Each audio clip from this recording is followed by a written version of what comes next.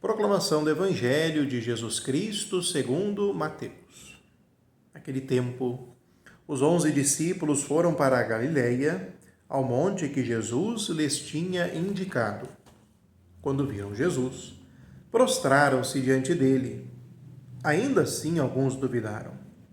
Então Jesus aproximou-se e falou: Toda a autoridade me foi dada no céu e sobre a terra. Portanto, ide e fazei discípulos meus todos os povos, batizando-os em nome do Pai, e do Filho e do Espírito Santo, e ensinando-os a observar tudo o que vos ordenei. Eis que eu estarei convosco todos os dias, até o fim do mundo. Palavra da salvação, glória a vós, Senhor. Queridos irmãos e irmãs da fé, que a paz do Senhor esteja em vosso lar. A igreja, que no último domingo concluía o tempo pascal com a celebração de Pentecostes, a vinda do Espírito Santo, vive agora o chamado tempo comum, o tempo litúrgico que ocupa boa parte do ano litúrgico, o ano da fé, e que é marcado por 3 grandes solenidades, o tempo comum, que nos ajuda a compreender o mistério da fé de um modo mais profundo. A primeira solenidade que nós celebramos é neste domingo, domingo posterior a Pentecostes, a Santíssima Trindade. Na próxima quinta-feira, celebraremos a solenidade do corpo e sangue de Cristo, Corpus Christi, meditando o mistério eucarístico.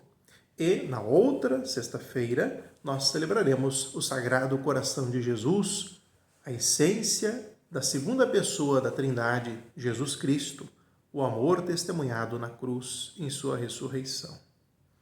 O evangelista Mateus, no final do seu evangelho, narra que Jesus havia o ressuscitado, pedindo que os 11 discípulos, recordando que Judas, após a traição de Jesus, encontra o fim da sua vida, ele mesmo encontra o fim da sua vida aqui neste mundo, como fruto da sua traição. Então o grupo apostólico está com 1 a menos, que eles se dirijam a Galileia, pois lá encontraria o grupo dos apóstolos.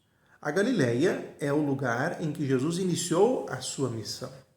E agora será marcado como o ambiente, o lugar em que a igreja assumirá, segundo a ótica de Mateus, a missão de continuar levando Jesus, a boa nova da salvação, agora a todos os povos, não mais ao mundo judaico apenas.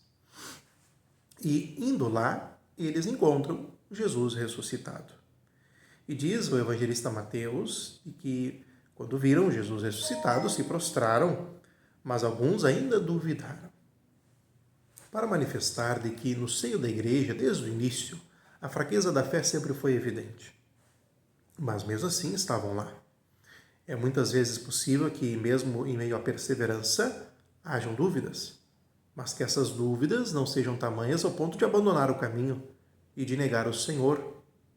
Por isso, queridos irmãos e irmãs, a partir desta presença deles lá, eles recebem, os apóstolos, a missão de levar Jesus e de anunciar a boa nova da salvação a todos os povos com o batismo, a porta de entrada, então, para a família de Jesus, para a igreja, para a comunidade, para o seu povo, no qual ele se fará presente até o fim deste tempo, desta vida. E enquanto a igreja caminha e anuncia o batismo, fazendo e gerando muitos filhos, em nome do Pai, do Filho e do Espírito Santo, manifesta-se que no cerne da igreja está o princípio de comunhão, de unidade, que é reflexo do que Deus é. É Jesus, na linguagem de Mateus, que apresenta quem Deus é. 3 pessoas, um só Deus.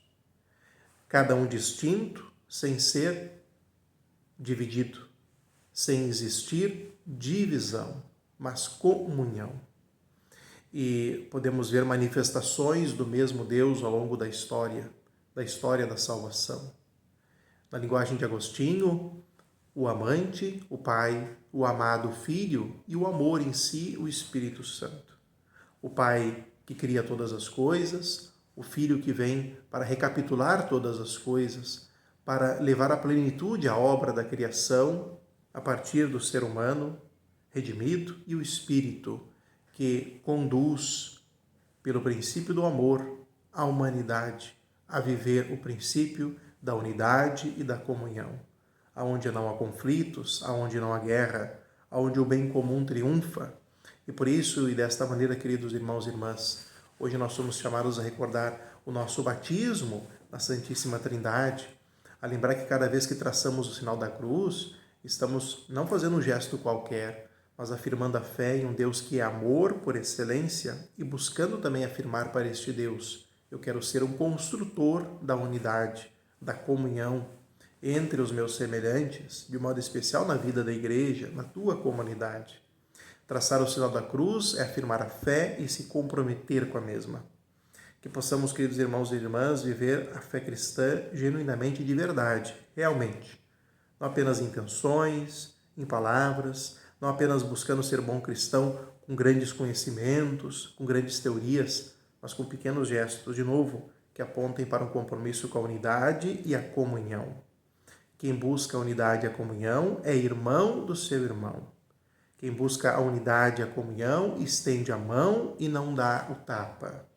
Quem é construtor e busca a unidade e a comunhão aprende que amar é acompanhar o próximo, é ter paciência com aqueles que são débeis, é corrigir aqueles com os quais você tem mais intimidade e, por excelência, é rezar para que ninguém fique pelo caminho, para que ninguém fique para trás, pois Deus quer que todos se salvem e cheguem ao conhecimento da verdade.